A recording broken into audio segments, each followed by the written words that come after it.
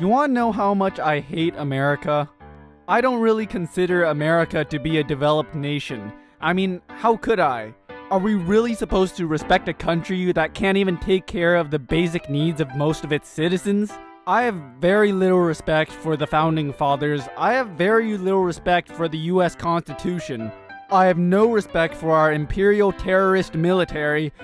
I don't even respect Abraham Lincoln. That's how much of a pessimist I am. America just all around sucks. But what the fuck do I know? Abby Shapiro is here to put me in my place. Apparently a lot of conservatives are using a ton of money to try to push Abby Shapiro, but I personally haven't seen any of her ads on YouTube. I kind of felt left out, you know? So I went looking for her.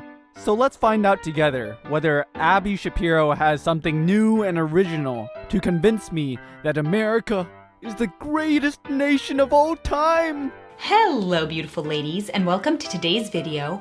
Why, thank you, Madame Shap. Is that classical enough? I don't know. Where we're going to be talking about why it's okay to love America. You know what's not okay? Your fucking audio quality. Just listen to this background noise as it suddenly cuts off. America, America, America. What a boring and lazy intro. I mean, you'd figure she'd have more in the budget because she's being pushed by a bunch of billionaires. Before we get started today, I want to give a huge thank you to the Patriot Post for sponsoring today's video. Aha! I knew it! What a fucking shill! They are America's news digest, and they reached out to me when I came out as a conservative influencer. What do you mean, came out? Do you think you deserve some bravery points for being bought by a bunch of billionaires to push some random bullshit? And you're clearly not influencing anybody either. Blah, blah, fucking blah. Come on!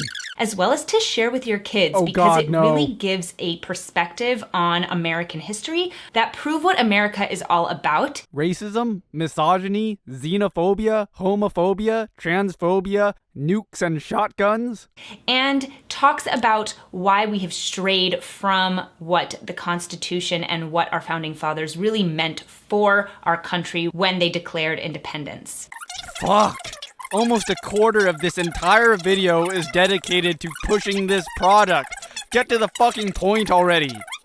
As we come up on July 4th, I want to talk about why it's okay to love America. Finally. Because I think nowadays, when there's a lot of strife going on in our country, it can feel like a crime to love America. Yeah, anybody who's stupid enough to believe that America is this magical wonderland where anything is possible deserves to die. And I want to say why it's okay to love America, even if we think there are things that need to change. So let's get into it. The first thing I want to talk about... A third of the way through the entire video and now you're started on point number 1? I don't know why I bother creating all those video essays when I can just be the sister of someone famous for being also stupid and get a ton of money that way. Is that America was founded on great principles. I'm not going to get into the whole history of America. Probably because you don't know it. Because anything I say in a short video is not going to give enough credit to our founders. Our founders were a bunch of rich guys who stood to benefit from American independence. They wanted to seize more power, so they made up some random philosophy after the fact to justify what they'd done. That's why they claimed that life, liberty, and property were self-evident. Because they were too fucking lazy to find an actual philosophical basis for it. And to our history to really be in-depth enough to explain why we came into being. But we were founded as a country to give independence, freedom, and liberty to the people who lived here. Except for the women and the black people and all the slaves and anybody who didn't own land. We were founded with the idea that we were going to give liberty to the people, give power to the people, that the people were going to have a say in their government, and that we would have a true democracy.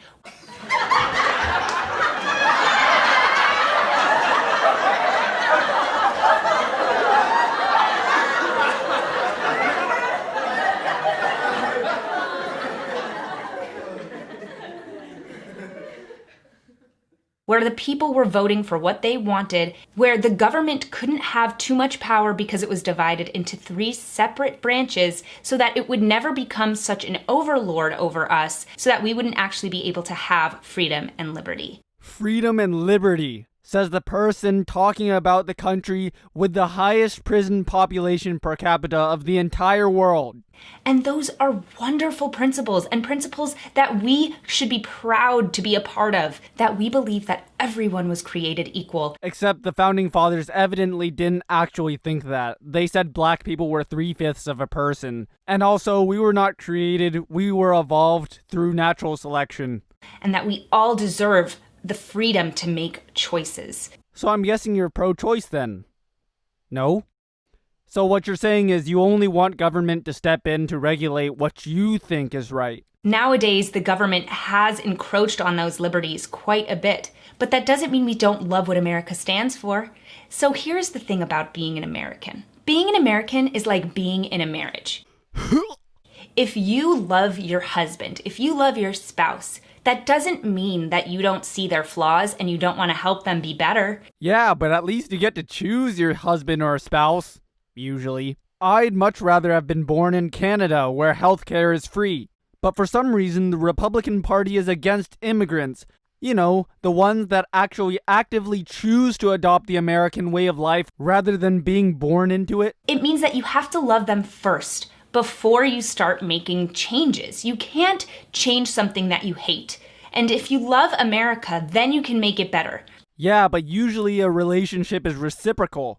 I don't feel like America loves me, you know? I know it loves money. I know it loves guns and war. I know it loves the big businesses and corporations and donors for the campaigns and all that crap. But when's the last time America's gone above and beyond to help the average American worker? I love America, and it's okay to love America, even if you do see flaws.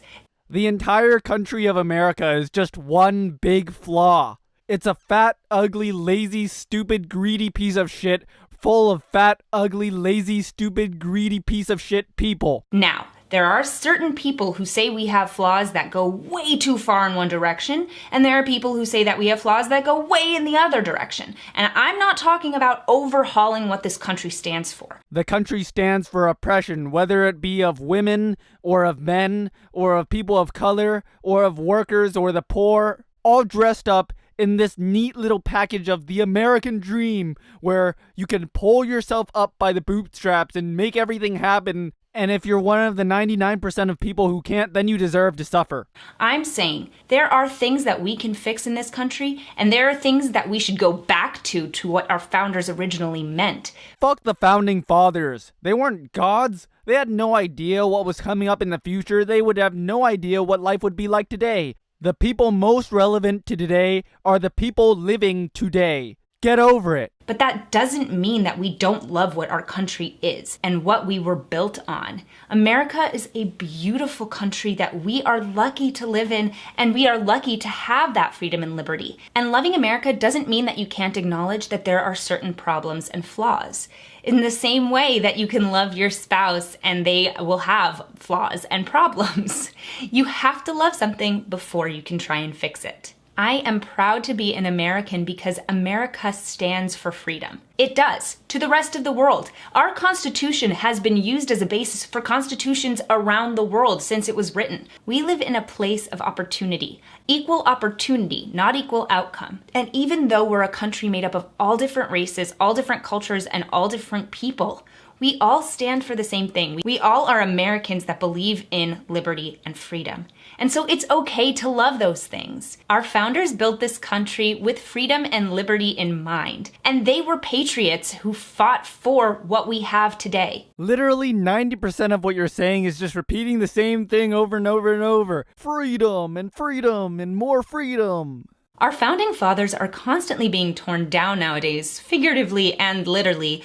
If you're talking about the statue teardowns, I made a video about that, linked in the top right corner. Yeah, you're not the only one plugging shit. But I think it's important to talk about their similarity to Bible characters, in the sense of, in the Torah, which is the Old Testament, many of the people were not perfect. Our forefathers were great men who were flawed, who made bad choices, who made mistakes, and still were able to come back from it, and still were able to do great things. And it's a lesson for us. If our forefathers were perfect, then we would look at them and think we could never accomplish anything great. We could never be better than who we are. And that's the whole point. Yeah, bro, they did the thing, and then they did the thing, and they did the thing, and that's the point of it all, you know? That people and humans aren't perfect.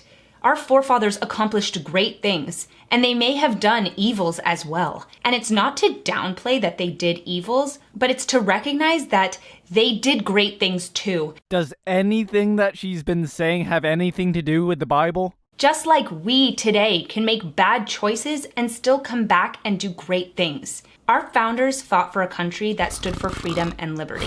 And it's okay to love our country for what it stands for. So I'm telling you, this week before July 4th, before Independence Day, it's okay to love America. And actually, let's celebrate it. Let me know in the comments what you think. What I think is you have nothing original to say. All you said was freedom and democracy and opportunity and the founding fathers and the Constitution, all of which are demonstrably a complete sham designed to help keep us complacent in our station in life.